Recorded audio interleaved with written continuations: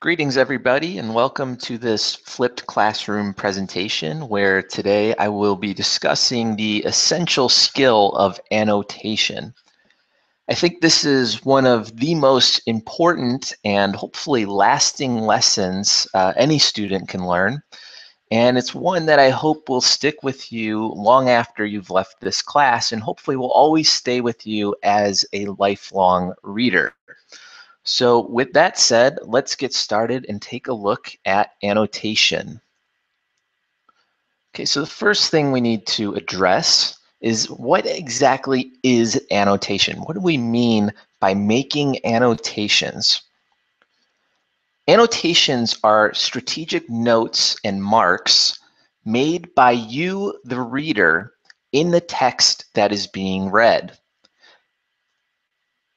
This is a reading strategy that helps us identify and engage with significant moments of a story, poem, essay, or article, whatever type of text we are looking at, so that we can capture our thinking and our reactions. So this is a reading strategy wherein you, the reader, are recording notes in the text that you are reading.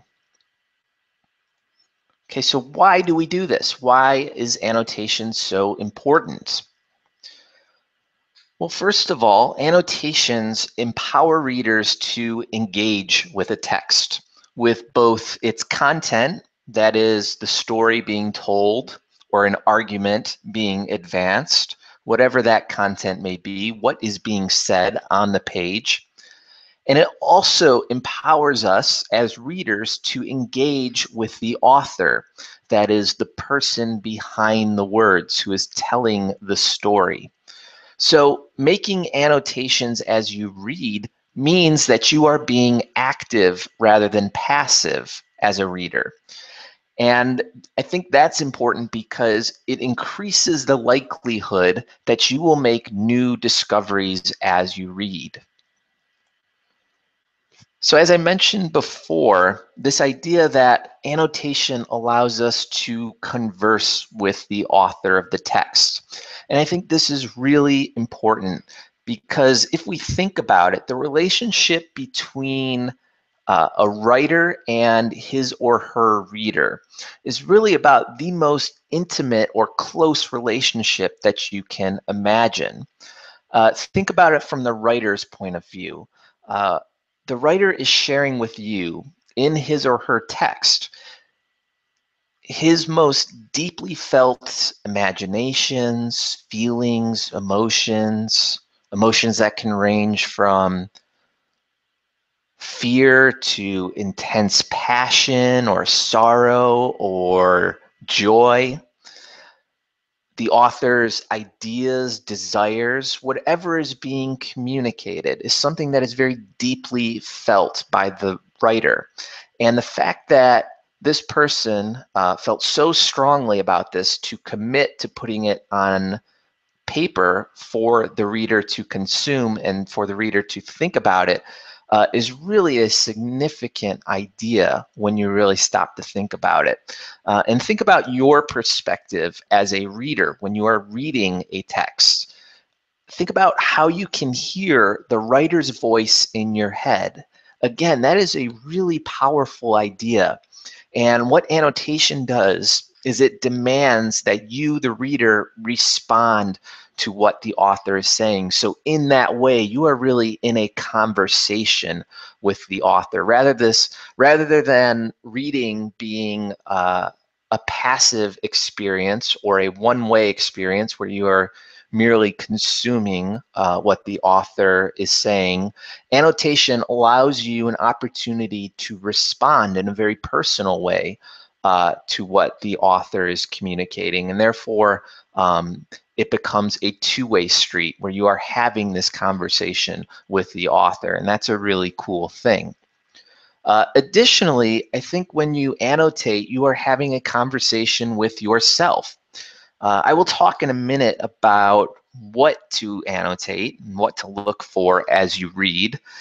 And what you'll see is that, again, it's very much a personal experience that asks you to record your reactions. And so as you annotate, you're going to want to make note of what surprises you, what confuses you as you read. And as you will see, you can learn a lot when you examine and reflect on your own thinking and your own reading experience. And so in that way, annotations, you're really not only having a conversation with the author and with the text, but you're also having a conversation with yourself. And I think you'll be surprised at some of the discoveries that are offered when you do that. And also from a more practical sense for you as a student, annotations help us remember or easily locate and retrieve important moments from a text. This is really, again, important for you thinking about your schoolwork. In school, as you know, I am sure, you never just read anything and then just put it aside. Chances are you will be given assignments, and this will be true in our class. You'll be given assignments such as essays and journals. You'll be asked to come to class ready to discuss something that we've read. And more likely than not, the teacher is going to ask you constantly to cite specific textual moments that support your thinking. And what annotations do is they guide us back to those key moments in the text. So really important, and will make your life easier if you take good annotations. You will find that once you get to your assignment, whatever it might be, that your annotations will help you develop some interesting and original ideas. So I want to take a look now at an example of what does annotation look like? What does good annotation look like? And this example is an image taken from the famous Hollywood film director Stanley Kubrick, who adapted a novel by Stephen King called The Shining. And so this is Stanley Kubrick's personal copy of The Shining. And as he was preparing to make this book into a movie, you can see that he read the story, obviously I think you can tell, more than once, and he made very detailed annotations. And I'll talk about some of the strategies that he employs and that you can employ as a reader. But I think you can tell just looking at this image, he's got passages underlined and highlighted. And then you can see, more interestingly, in the margins and the blank spaces around the edge of the page, he's writing down his own reactions and his own thoughts.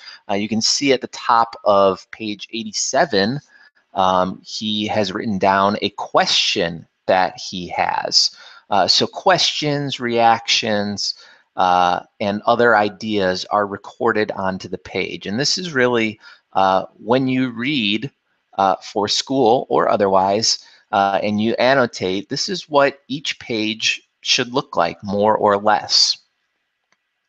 So let's talk about how do we annotate. And I'll explain what this circle is, or it'll make sense to you in 1 second when we get to it.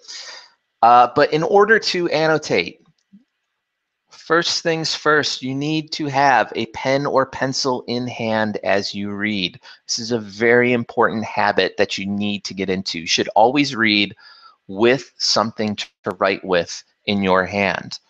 A highlighter is also useful, as we saw with Stanley Kubrick's example. Some people like to use Post-it notes as well.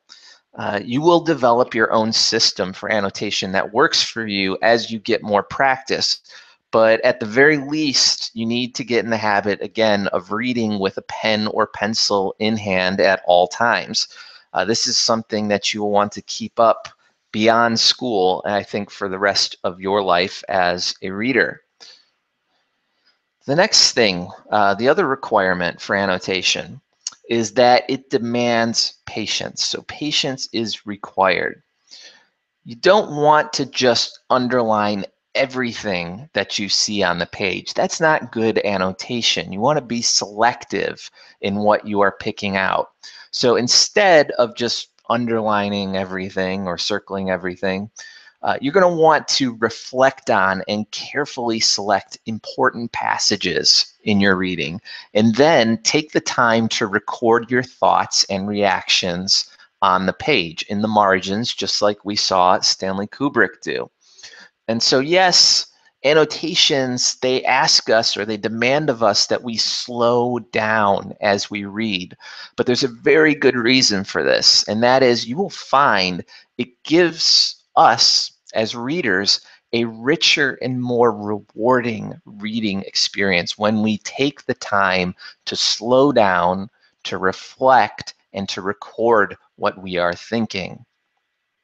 So as we saw again with Stanley Kubrick, the other thing you want to do when annotating is you want to use those margins. So the blank spaces around the edge of the page, what are known as the margins, is a good space for you to write down your reactions. And writing in the margins allows us to go beyond just highlighting or underlining. It gives us the space to write down what we are thinking as we read. And again, the Kubrick example on the previous slide is a really good model of what that looks like. So lastly, annotation means, okay, in a very practical sense, underlining, we saw that with Stanley Kubrick, highlighting if you like to use highlighters, and circling significant moments of the text. In works of literature, such as a novel or a short story or a poem, you will want to identify key moments as far as character development, setting description, plot events, themes, etc. But ultimately, what you annotate is up to you. And as you become more skilled and experienced as a reader, you will have a better feel for what you need to annotate. One annotation strategy that I like to use in my reading is chapter titling. And what do I mean by that? Well, it's pretty straightforward. If I'm reading a book that features chapters that are numbered but otherwise untitled, so in other words, if a book simply has chapter titles like Chapter 1, Chapter 2, Chapter 7, etc., what I like to do, and I think a good annotation strategy for you to take up, is to give each chapter a creative title after you finish reading it. So in that way, you are kind of assuming the role of the author. You're getting inside the author's head. Okay, so how do we title, or what should we title these chapters that are untitled? Well, I think you can ask yourself, what is the most memorable or significant aspect of the chapter? Is there something important that occurs as far as character development, setting description, plot advancement? Is there an important conflict that rises to the surface, etc., etc.? So basically identifying what is the most memorable or important aspects of the chapter can help you then decide on a creative title for that chapter.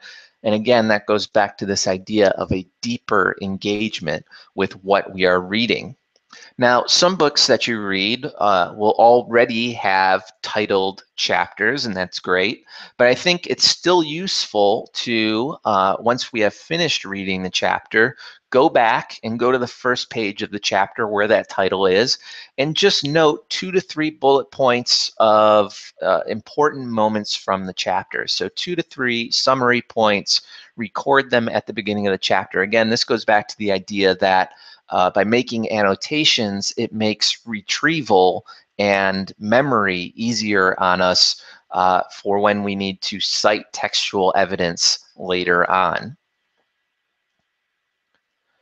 All right, so one thing I want to talk about is selecting the best passages. So in other words, what do we annotate? And I'll go into a little bit more detail on what you want to look for when you are making annotations. Well, first of all, we have plot, and plot is a little bit tricky because it does pose the hazard that we might over annotate. If there's a lot of action going on in a story at a certain point, we don't want to simply highlight or underline everything. So you will want to track key plot points with your annotations, but you need to keep in mind that some plot points are more significant than others. So for example, if a sentence describes a minor activity, like let's say Finney runs, okay, it's probably not worth noting.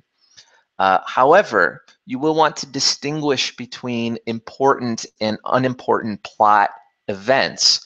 So what I recommend is that you identify turning points in the story, points in the plot that see us into a new phase or a new episode of the story being told. Those are significant and they are definitely worth annotating. So as far as plot goes, you don't want to have insignificant moments highlighted or underlined. But you want to see those moments where the story takes perhaps a surprising or unexpected turn. And you definitely want to have those identified because they will be worth discussing and worth thinking about as you proceed with the story. Character development is something that is also worth tracking as you read.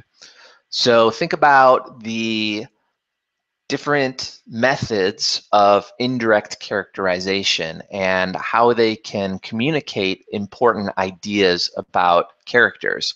So if you find some important or significant dialogue, so speech, that a character says that reveals something about that character, you definitely want to annotate that.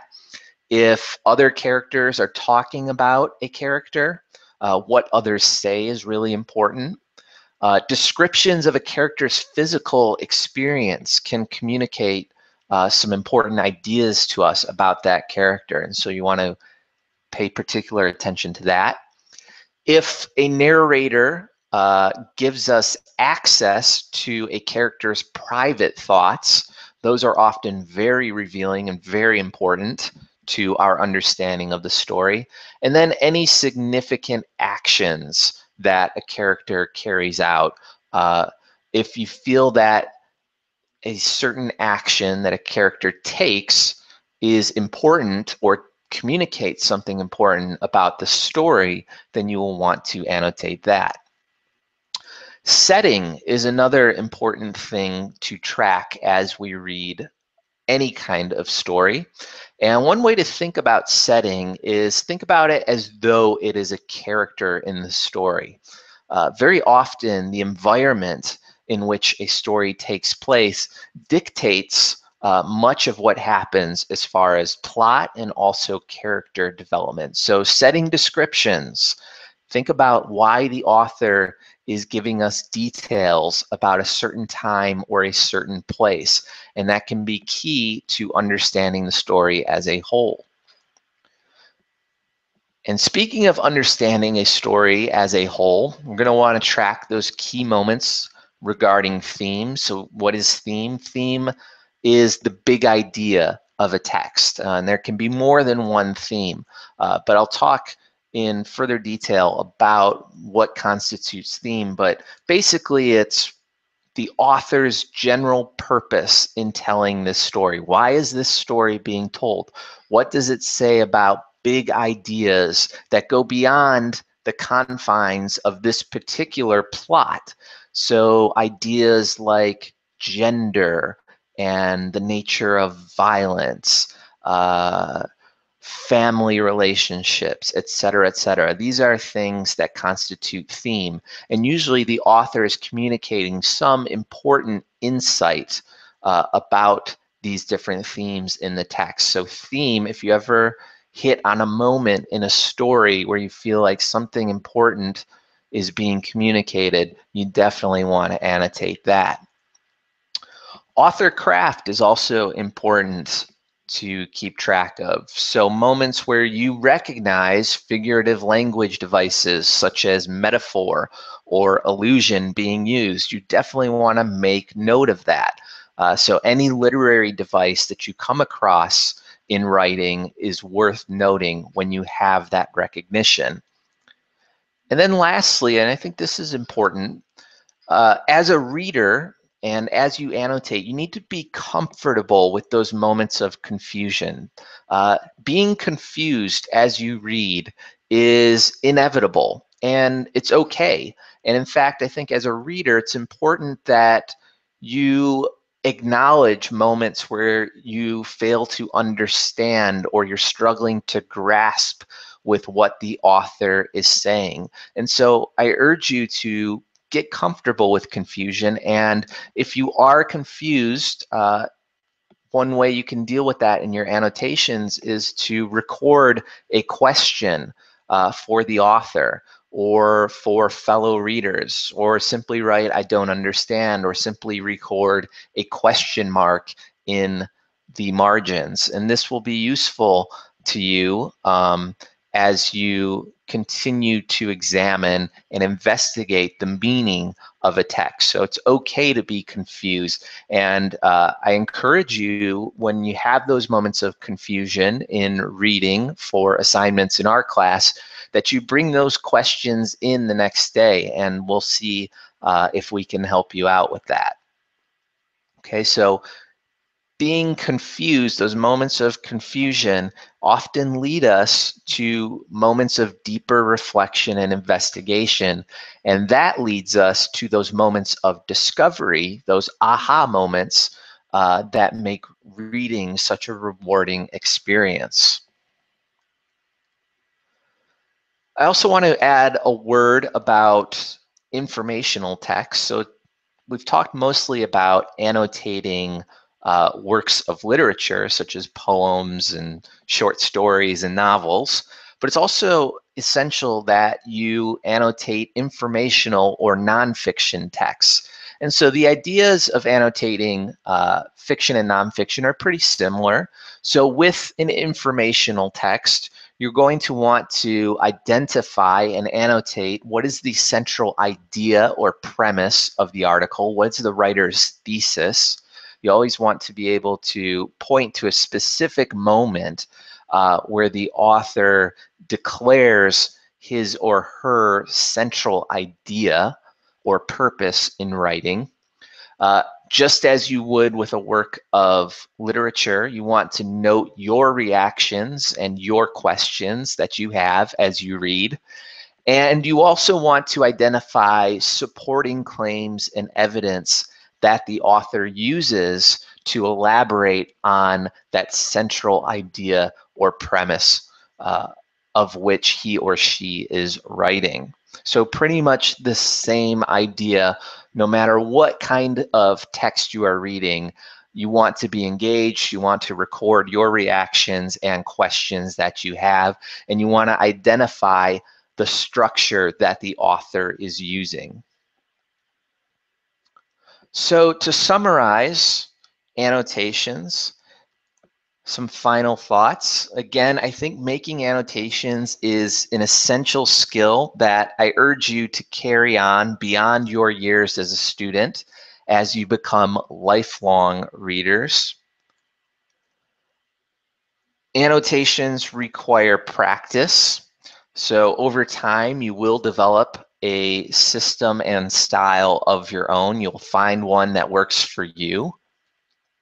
And then lastly, once again, annotation asks of us or demands of us that we be patient and that we be focused, so that we slow down and reflect as we read. We don't try to just rip through a reading assignment as fast as we can. Okay, it's not a race.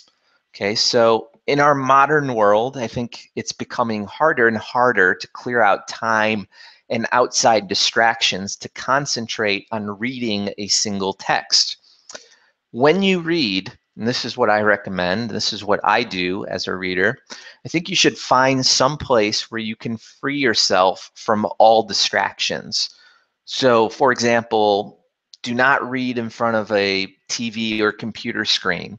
Turn off your phone so that you aren't interrupted by texts or calls, and give yourself an allotted period of time where all you're going to do is read, think, and annotate. And I promise that this will allow for a far more rewarding experience than if you simply try to get through a reading as fast as you can. And so I'm going to close with some video where I will share with you, as soon as I set this up, an example from one of my favorite books. And there we go. Of some annotations that I make. And so I have one of my favorite books. This is a book by the American author Willa Cather, and it's called My Antonia. And I read it a few weeks ago for the second time, and as I read it, as I always do, even when I'm reading for pleasure, I made annotations. And so opening up to the middle of the book, hopefully this comes through. Okay, we have a chapter in the middle of the book, and you'll notice that the chapters are numbered and untitled.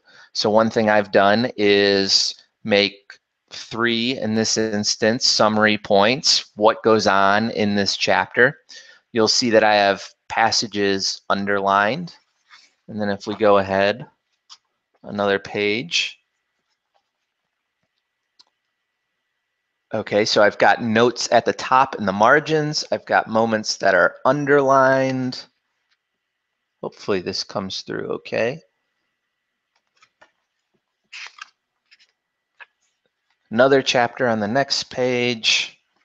Okay, again, I've got a couple of summary points, and I've got some of my reactions. In this example right here, you can see that I've written gender roles, which I've identified as one of the major themes in the story that is discussed. And then if I go ahead a few more pages, okay, I've got this passage where, again, I've written in the margin gender roles. And so let's say I had an assignment, if I was a student, where I had to write an essay about this book. Well, thinking about some of the major themes, okay, I've got some moments where I have identified gender as a major topic, and I've got some specific examples that I can quote if I were to, say, write an essay about this book. And so you can see the practical value of annotation in addition to what I talked about before, which is the intrinsic reward of being an engaged and close reader. And so I will conclude with that. We'll practice this skill in class at our next meeting, and pretty much throughout the entire semester, I will ask you to continue to make annotations. And so this is a skill, again, that takes time to develop, but I think that you will find very rewarding.